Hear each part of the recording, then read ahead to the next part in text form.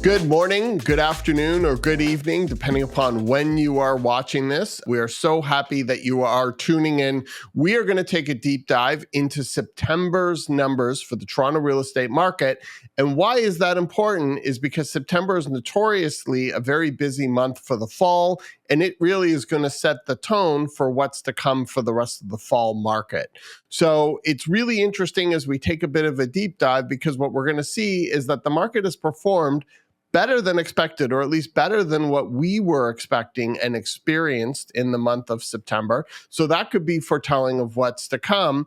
But also, we're going to take a little bit of a deep dive into some of the uncertainty that we're seeing in the market right now and all the forces that are affecting it. My name is Ralph Fox, and I'm the broker of record and co-founder of Fox Marin. And today we have the fabulous Kori Marin, my partner in crime and co-founder of Fox Marin. And we are a real estate brokerage that operates in central and downtown Toronto. So if you love this content, or if you even just like it, be sure to hit that like or subscribe button. And if you have any comments, we'd absolutely love to hear from you. Kori, thank you so much for joining us today. Well, I'm really happy that we're going to have this conversation today. I think it's going to be really helpful for our viewership.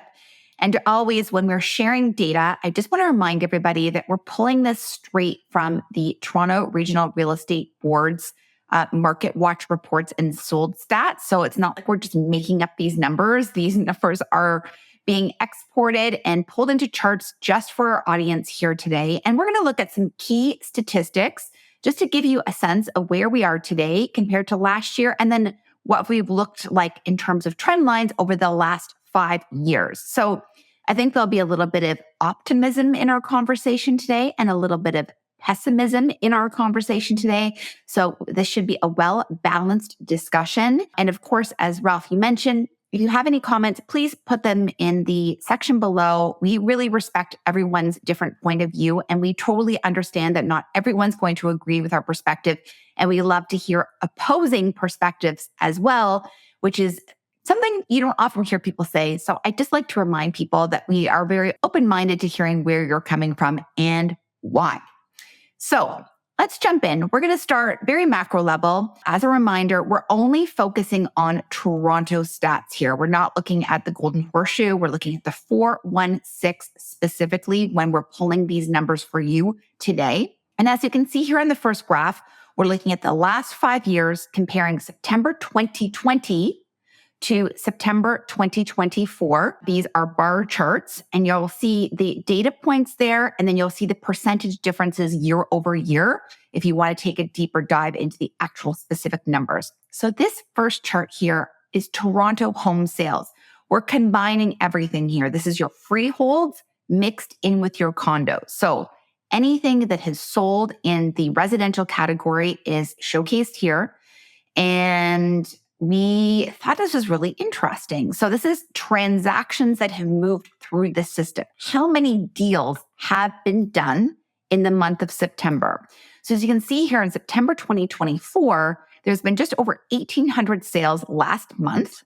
And that's actually up versus last year by 4.51% and up versus September 2022.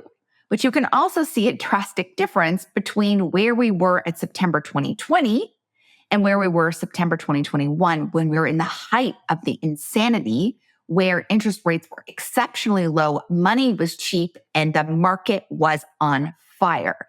So certainly we've seen a pullback in terms of the amount of transactions moving through the system. Less people are buying and selling right now than they were 5 years ago. Anything you want to add to this, Ralph? No, I think it's really interesting, though, to see, and again, I'm just laughing at myself because you always ask me, do I have anything to say? And then I say no, and then I answer the question. And then you say it anyways. So yes, I do. And I just think it's really interesting to see that we're basically on track with the two preceding Septembers, be it 2022 and 2023. I find that really interesting to see. And we're actually slightly up noting that 2022 and 2023 was only a difference of 3 sales, but yet we're up 4.5% from that line in September. So it's good to see more sales moving through the system, although that really isn't going to tell the entire story here. I also think it's interesting because there's a bit more doom and gloom in the market this year, I feel anyways, and this is coming from more of an experiential perspective. We really didn't know where the fall was going to take us this year because, yes, we've seen some decline in the interest rates. And then we're like, oh, yeah, this is definitely going to move the needle. But we weren't really feeling it. And it just seemed like there's just so much more of this like hanging energy out there where it just doesn't feel like things are moving in one direction or the other. We're just stagnant. So I was actually surprised to see we're up a little bit versus last year in terms of things moving because it doesn't really feel like it is, at least from our lens.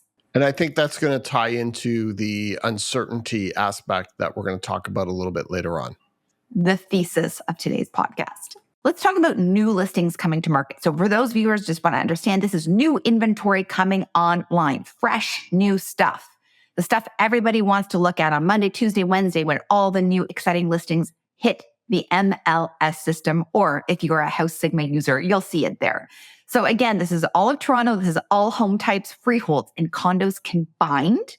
This September that just passed, we had just over 7,000 new listings come online. So about 7.5% more than last year, but certainly more than September 2022, but not like a significant, massive difference between the height of the market in September 2020, where we saw 8,700 new listings come online.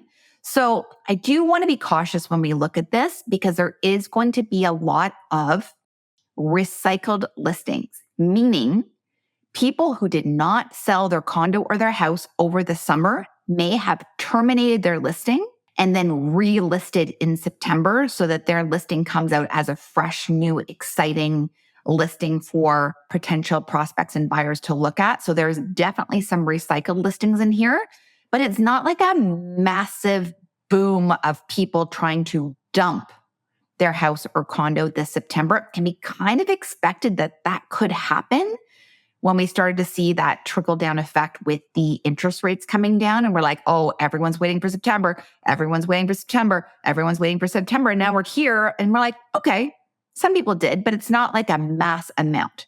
There's more to this story in this case study when we get to a different slide. However, Ralph, thoughts? What's interesting here, and going back to what you were saying, is what we saw play out in June is we were waiting for that first drop in interest rates. Yes. And we have been in this higher for longer narrative, and there's a lot of negativity out there about the economy and everything else going along with it.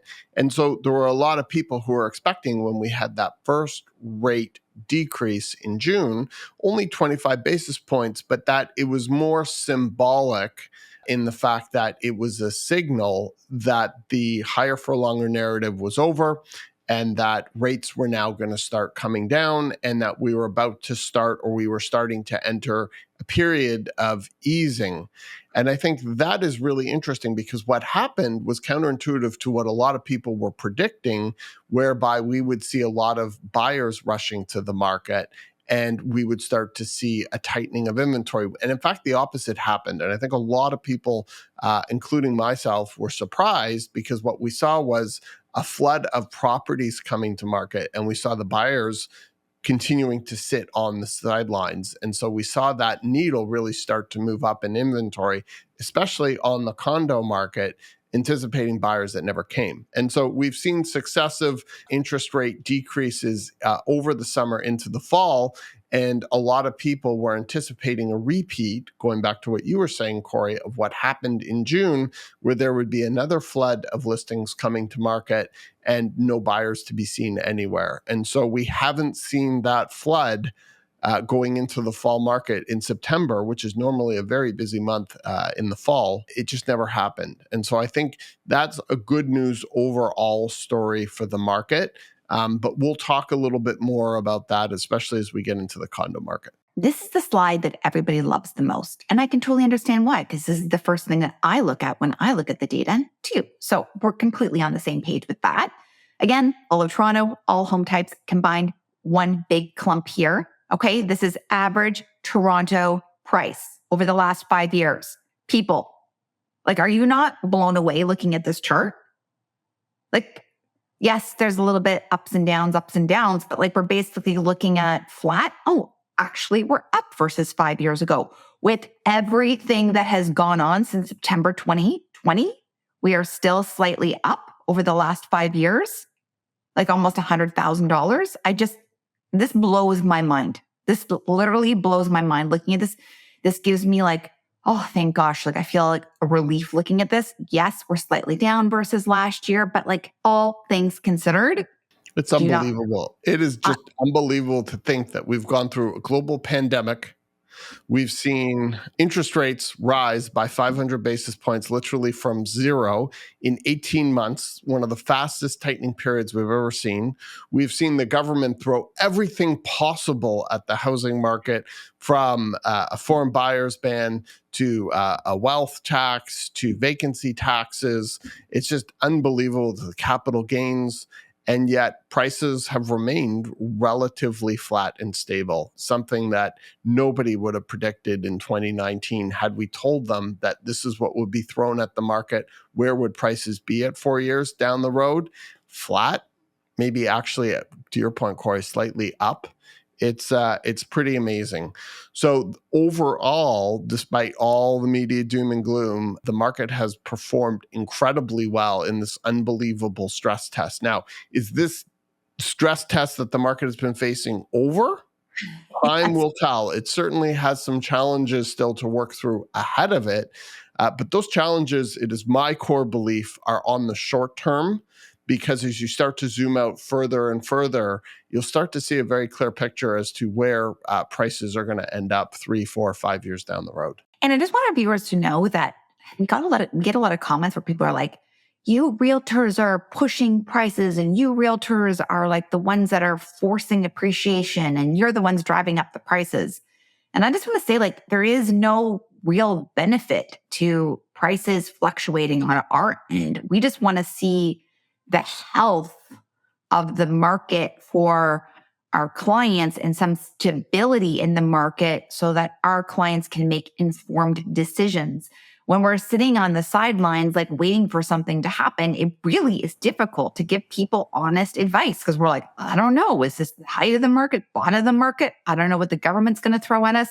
I don't know what's going to happen with interest rates. Like, there's a lot of confusion. So to see some stability just coming back, I think is helpful for people to make informed decisions, buyers and sellers alike. And I think, Kori, the major point here, to my mind, is that unaffordability is so high, and owning a home or property in Toronto is so far out of reach that politicians, pundits, consumers are all trying to point the finger at somebody, whether it be foreign investors, whether it be investors, whether it be large corporations, whether it be mom and pop investors, whether it be developers, whether it be realtors. And it's really, really, really hiding from the truth of the matter, which is failed policy on government at all levels for decades. And that's why we're seeing the constraints on supply. That's why we'll continue to see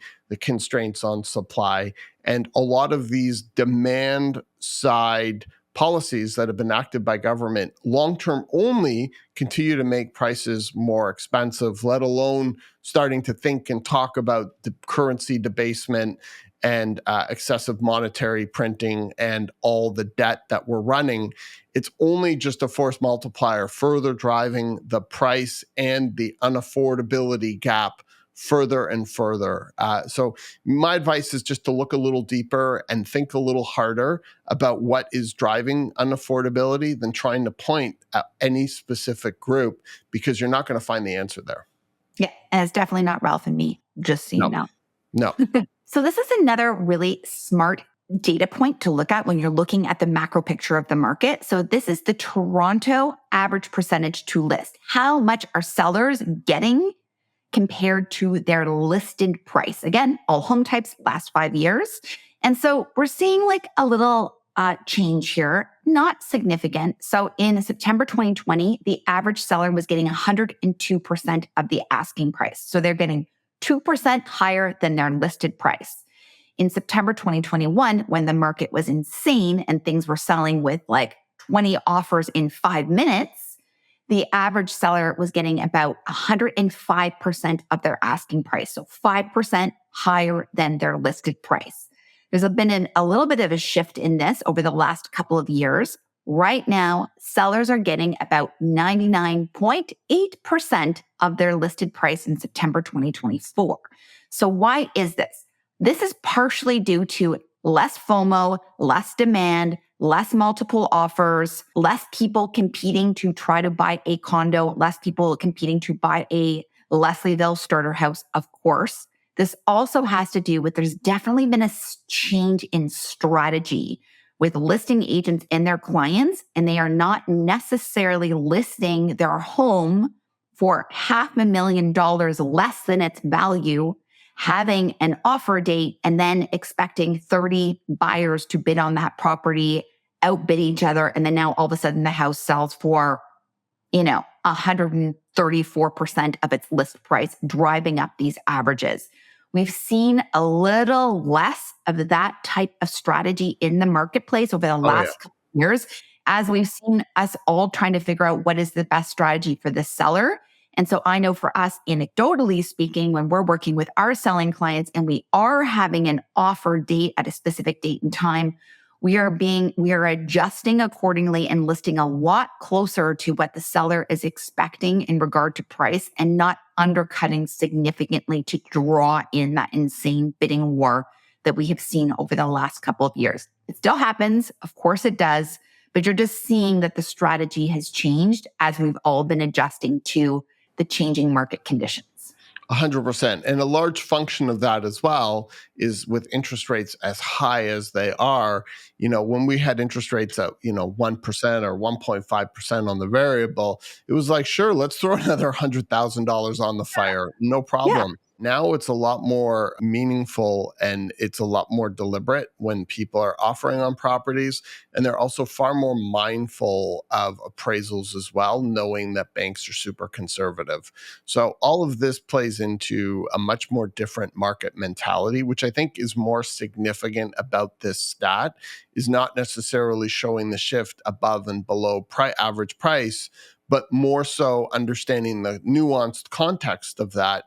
Essentially meaning that we're looking to is seeing a shift in the mentality when people are selling properties in terms of their expectation. And again, also knowing that there's going to be a large dampening effect on the condo side, which we're seeing very little offer dates on for the majority of condos. Yeah, definitely. Great points, Ralph. This is also a really important stat. So this is the average listing days on market. How long does it take for product to sell through the MLS system? So you can see it's very easy that it's taking longer for things to sell. So in September 2020, it was taking about 16 days. And this is also inclusive of all conditional periods. So if you're seeing a condition of finance, status certificate review, home inspection, anything like that, that's inclusive of these days. So on average, in September 2020, 16 days on the market. This last September 2024 is taking about 27 days. So almost close to double the length. And you can certainly feel that from a broker perspective anyways. There just doesn't seem to be that FOMO mentality out there. There is inventory, which we're going to talk about, which is a really, really important stat for this specific conversation today. But there's options out there. There's opportunity. There's time on the buyer's side that they have not had in at least a decade when it comes to central and downtown Toronto. And now they have time. And if they find something they like, but they're not quite ready to make a move on it, they know that there might be something else for them coming down the road in the next week or two. So this is just a shift of velocity. And the brakes are on, and I totally get why. And if I were a buyer right now, I would take my sweet ass time too. There is no reason to rush. And in some regards, it's kind of nice to see that buyers actually have the opportunity to visit a home more than one time, or that they don't have to bid blind, or they can revisit the property with an inspector or a contractor or bring their parents through. That's kind of a nice thing to have on your side. So buyers, if you're shopping, this is kind of a stress-free time to do it where you know that there's more than one opportunity out there for you and you might actually get something that you like. 100%. And it's a joke that we have on our team, exactly what you said. You're not just buying a property, you can actually just, it used to be just trying to get something, anything that sort of fit loosely within your parameters, which happen to be very flexible. But now people can be a lot more thoughtful and selective and meaningful with the properties that they elect to offer on and hopefully end up acquiring.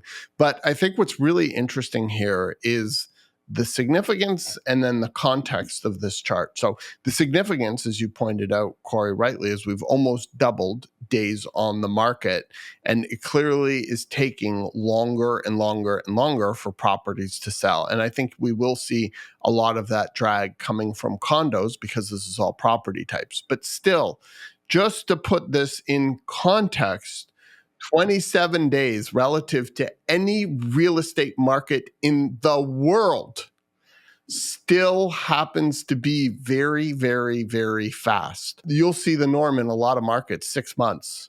So while it seems like, oh my God, it's end of days, it's 27 days for a property to sell in Toronto and things aren't selling in 35 seconds, people think, well, this is truly Armageddon. But by any other market standards, this is extremely fast moving relative to virtually any other market in the world. So when we see this, yes, it's important to see that the market is slower and is slowing down from past Septembers. However, just take this in context and absolutely remember that it's still really, really fast comparative to almost any other market in the world. It's so true. And then speaking anecdotally about that, I know anytime we've listed a property, I'm like, oh my God, Ralph, 123 Main Street has been on the market for so long and it hasn't sold. You're like, what day on the market is? I'm like, it's been on the market for 8 days and we don't have an offer on it yet. And you're like, Kori, it's been 8 days. I'm like, oh yeah, 8 days. It's not that bad. It's just that we were used to like 8 hours before. Like we would not even be able to get the feature sheets or the for sale sign installed before the property actually sold. Like we didn't even have a time to put their social media campaign on and it would be like already sold. I'd be like, I can't believe we spent so much time trying to make this property as beautiful as possible when no one got to see it because it's already gone. So yes, you're totally right. I have to remind myself of this too, because I'm always like, oh my God, it's been on the market for so long. And then I look down, I'm like, it's been 4 days. Moving on here. All right, we've got a couple more slides. This is inventory. So this is a slide I really want everyone to focus on because this is really the juggernaut right here. And this is going to go back to our thesis talking about the stagnation we sort of have in the marketplace right now. We're going to talk about it at the very end as our conclusion. But as you can see here, this is speaking to months of supply. So how long would it take for every single listing to sell through if we did not list one more new property on the MLS system?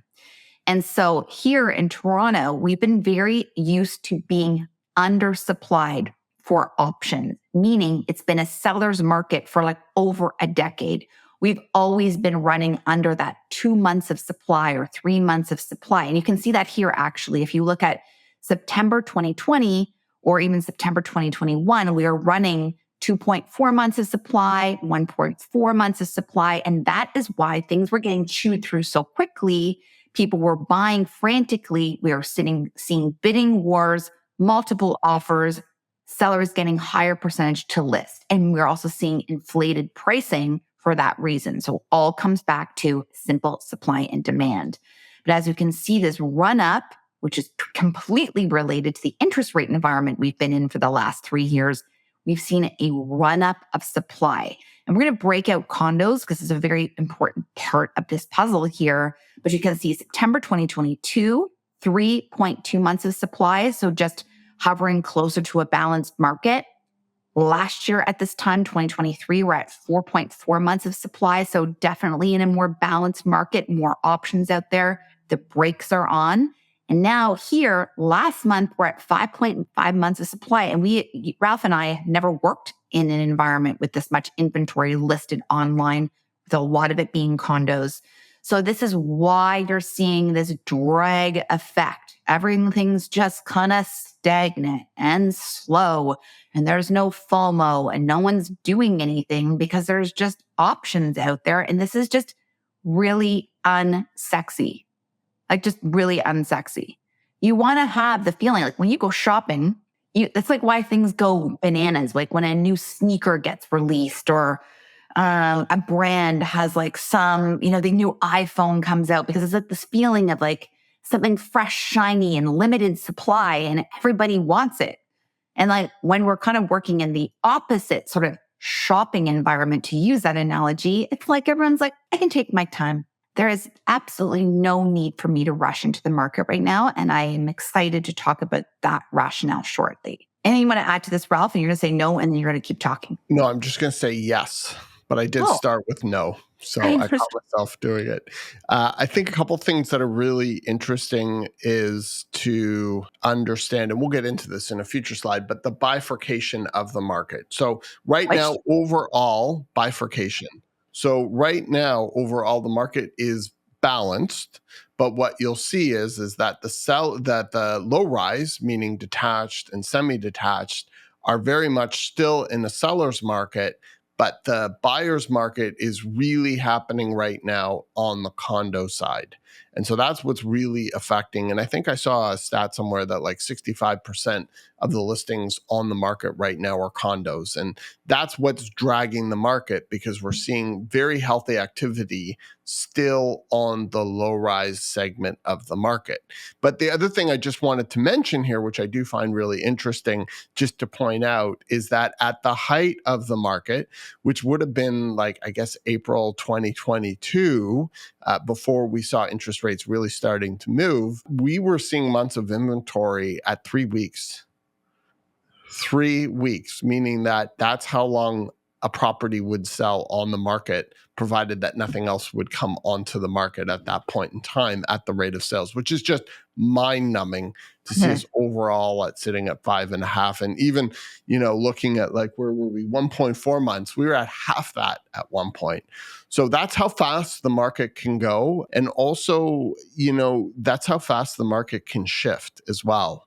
So it'll be really interesting to see how things play out as interest rates continue to move downwards. All right, let's talk condos, because we said we were going to, and we are. Condos, really important for us to be like, we've got 2 slides for this. So, and I know I'm acknowledging for everyone listening. We could not pull every single data point, every single neighborhood, very macro level. We just pulled 2 slides for condos. This is average price. Everyone who owns a condo or is considering buying a condo, they want to understand price. Again, this blows my mind. Like, it really does. Did you not expect the 5th bar to be like half the height of the other bars, just based on all the negative news and everyone freaking out every 5 minutes, and all the conversations we have, and people crying on the phone, and investors wanting to sell their condos and trying to get rid of tenants so they can sell their condo? Like, the amount of conversations we have about condos, you would think that we were like in Armageddon condo land, and you would think that prices are just like 50% of what they used to be. And we're actually up versus 5 years ago. And yes, we're slightly down versus last year. We're down 3.52% versus last year. And we're definitely down from September 2022. But like, nothing to cry about. Like, more like, oh my God, I am so happy I held my condo. I am so relieved I held, because this will rebound. Or, ooh, this might be a really good time for me to consider entering the resale market on the condo side, because there's opportunity here. And I think this is an amazing graph to see. There is one more graph that I do want to share with you that might not necessarily align with this. But right now, I'm like, this doesn't look too scary. Ralph? Again, to see that prices are up from September 2020, with everything that I talked about having been thrown at the market, specifically now talking about condos, which has been the most hardest hit, it's really, really interesting to see. And I think a large driver is a lot of the properties, when we talk about inventory in the next slide, a lot of the properties that are tenanted on the market, the investors have been holding on because they're still getting rent because the properties are rented in most cases, and they're only selling if they can get the price that they want. Now, what's noticeable is that the cost, meaning interest rates, is coming down, and it's going to continue to come down. And so you haven't seen these sellers of last resort, and we haven't either.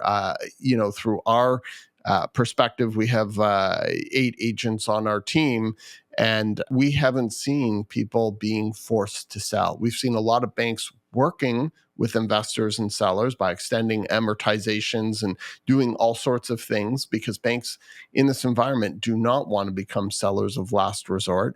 And so we're not seeing sellers or necessarily investors or landlords or homeowners sell under duress.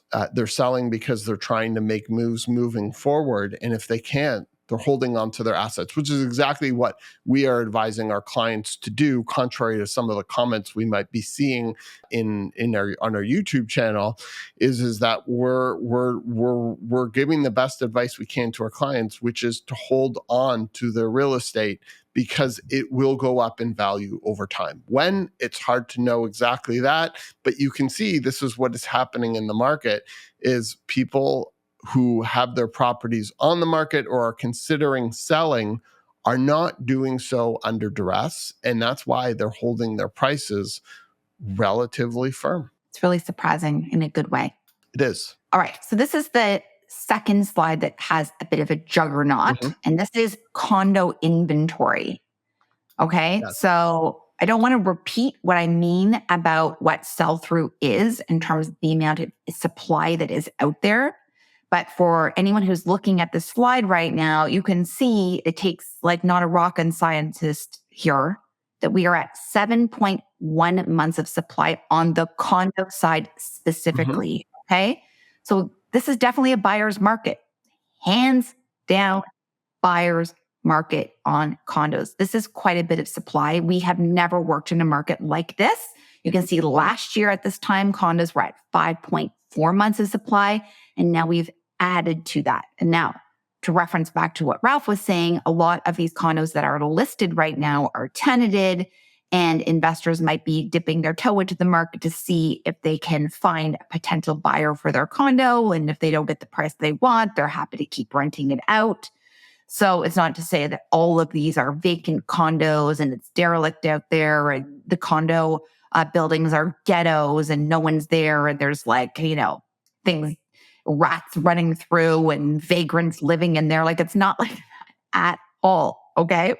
So, but this is certainly a lot of inventory for us to have to chomp through, eat up, before we're going to start seeing those prices from the former slide rebounding and coming up. So definitely more supply on the condo side. Yeah, and I think it's something to watch, because theoretically, one would surmise from 2021 going from 1.6 months of inventory to 7.1 months that you would see this massive capitulation in pricing.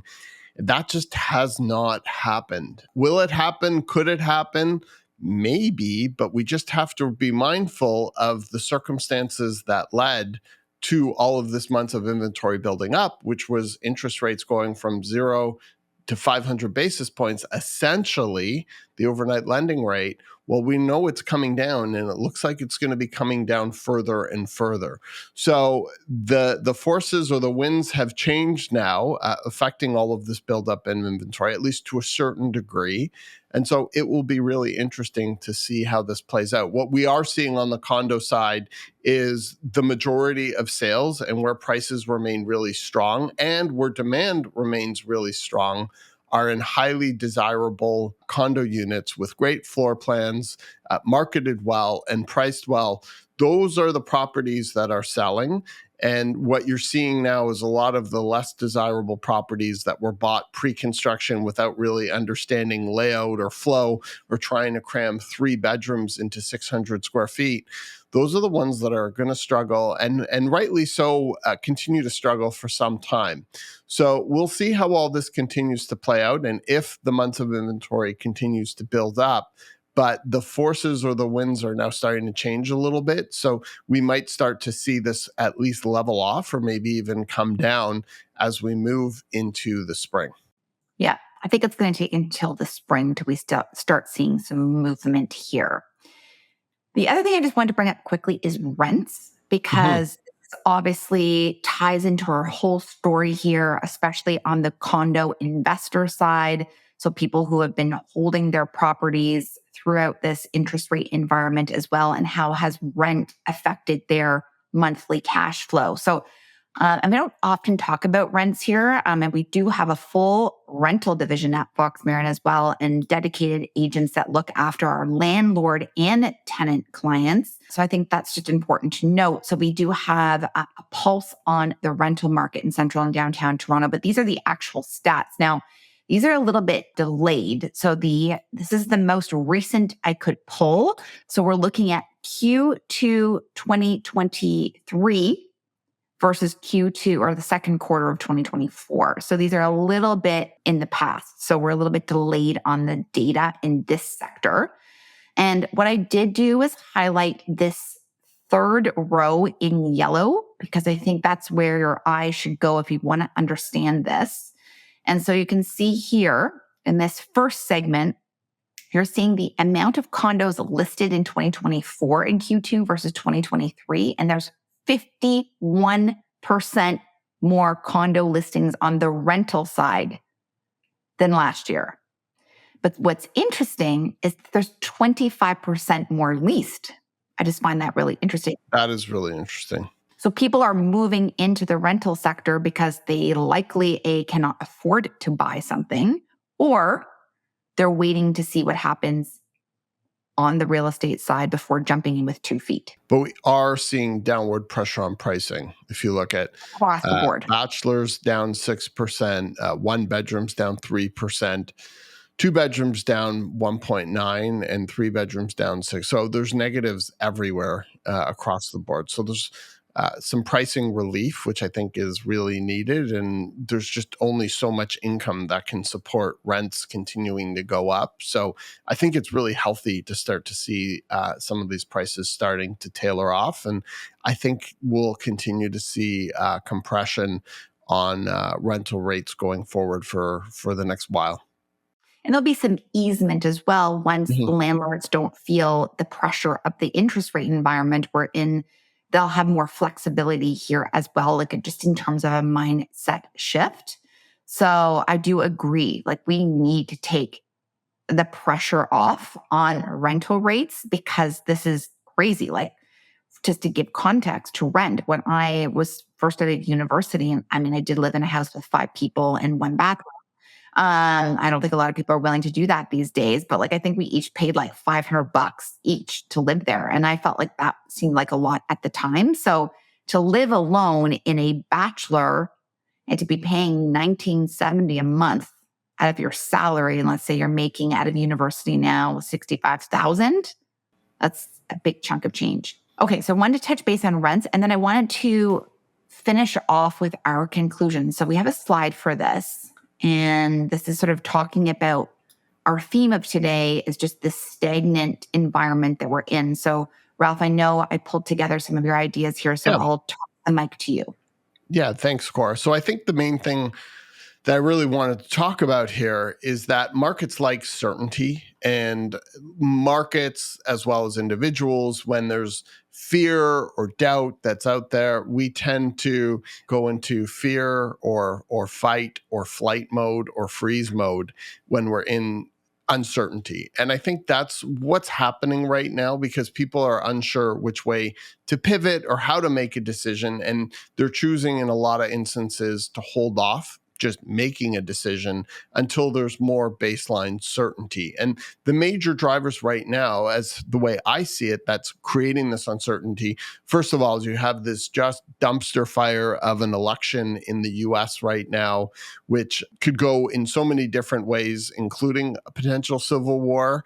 While that's extreme, there are 175,000 armed Americans right now, and they're very, very divided. And so I think people are waiting on the sidelines to see how this plays out. I've seen stats that in a normal election cycle, September, October in the US, transactions go down historically by 45%. What's also interesting is that stat also shows, or the source of the stat also shows, that prices tend to go up after the election in the following winter, spring. And I think out of the last 12 US elections, prices have surged in the following spring. I think like of the last 12, it's something like 10 of the last 12. So really interesting. And we've seen it before in 2020, how the market really sort of choked up that September, October. And then after the elections, things really opened up. So I think, there's that old adage, what happens in the US, if the US gets a cough, Canada gets a cold. And I think we're experiencing that from our safety up north, watching what's happening right now in the US. So I think that is one cause for uncertainty. We've got this talk of a recession. We just had, it seems great that inflation is down to 1.6%, but if you take out the cost of housing, which I have been talking about, should be really, really tempered when we look at our CPI, we could be looking at almost deflation right now. And that is something in the last Bank of Canada meeting, they really flagged that they're starting to become more concerned about deflation rather than inflation. And when you start to hit into deflation, that starts to become recession talk for reals, on top of just looking at stats like GDP per capita. We're starting to really dig down on things like unemployment and really looking at the numbers, not just what the government or Stats Canada is telling you. I think that would be the third one. We have a lot of political uncertainty here in Canada. I'm not sure if you're paying attention, but there's a lot of people who are hoping for change, and nothing seems to be changing. So we'll see how that plays out. But I think at least getting to a point where everybody can at least have their say would be really, really helpful, so that we can all move on, because it feels like things are very, very, very deadlocked here in Canada. So the other thing the fourth factor right now that's impacting this uncertainty is tremendous geopolitical uncertainty. We have a war going on in the Middle East. We have a war going on in Europe. And both of these conflicts literally are powder kegs waiting to go off. And there seems like there's not a lot of leadership coming from the Western world. And so these things could go in different directions really, really, really quickly.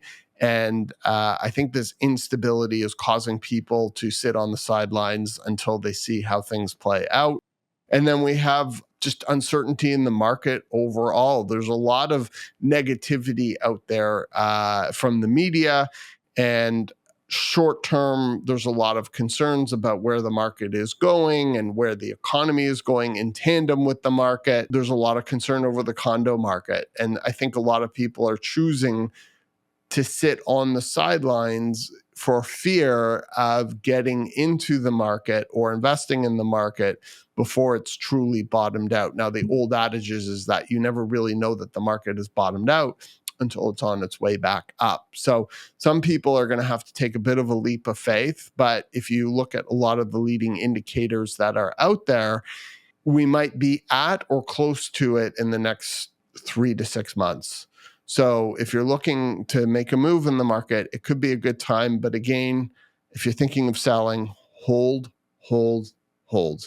So to recap here, there's just a lot of things on people's minds that may cause them not to take action, either on the buy side or the sell side.